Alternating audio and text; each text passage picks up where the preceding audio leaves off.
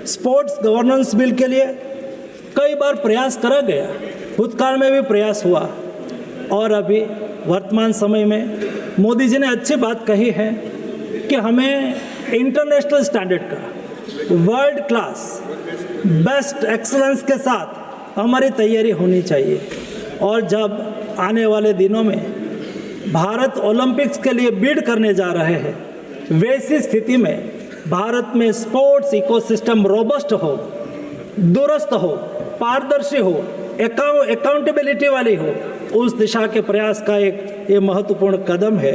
और जब ओलंपिक्स की बात आती है, स्पोर्ट्स की बात आती है, तब इंटरनेशनल सेक्टर भी उसके साथ जुड़ जाता है, ओलंपिक काउंसिल भी उसके साथ जुड़ जाती है। ओलंपिक चार्टर के मुताबिक देश में भी हमारी रीति नीति कार्यप्रणाली बने, ये बहुत आवश्यक होता है और इसलिए ओलंपिक चार्टर को अलाइन करना वो भी हमारे लिए ज़रूरी होता है। और उसके लिए भूतकाल में भी कई बार प्रयास करा लेकिन सफल नहीं हुए। 1975 में पहली बार देश में एक गाइडलाइन तैयार करी गई। इस गाइडलाइन के मुताबिक देश में स्पोर्ट्स का गवर्नेंस करा जाए। 1985 में पहली बार स्पोर्ट्स के बिल के लिए ड्राफ्ट तैयार करा गया था, लेकिन ये देश में स्पोर्ट्स को भी पॉलिटिक्स का क्षेत्र चुन लिया है, वो पॉलिटिक्स का हिस्सा बनता गया, कई लोगों का उसमें हित शामिल था।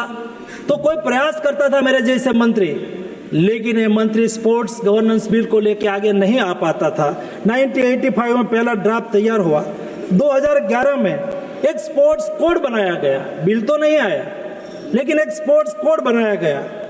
इस स्पोर्ट्स कोड के बाद 2011 में फिर से एक बार ड्राफ्ट स्पोर्ट्स बिल तैयार करा गया और 2011 में वो कैबिनेट तक पहुंचा था, लेकिन कैबिनेट तक पहुंचे उसके पहले ही उसके पर डिबेट हो गई, इंटरनल डिबेट हो गई और उस वक्त की सरकार उसको कैबिनेट में भी नहीं ला पाई थी। माननीय मंत्री जी प्रस्ताव करें, विधेयक को पारित किया जाए। स्पीकर सर, विधेयक को पारित करा जाए। प्रश्न है कि विधेयक को पारित किया जाए। जो सदस्य इसके पक्ष में वो हाँ कहे, जो सदस्य विरोध में है वो ना कहे। मेरे विचार में निर्णय हाँ वालों के पक्ष में हुआ, हाँ वालों के पक्ष में हुआ। प्रस्ताव स्वीकृत हुआ, विधेयक पारित हुआ।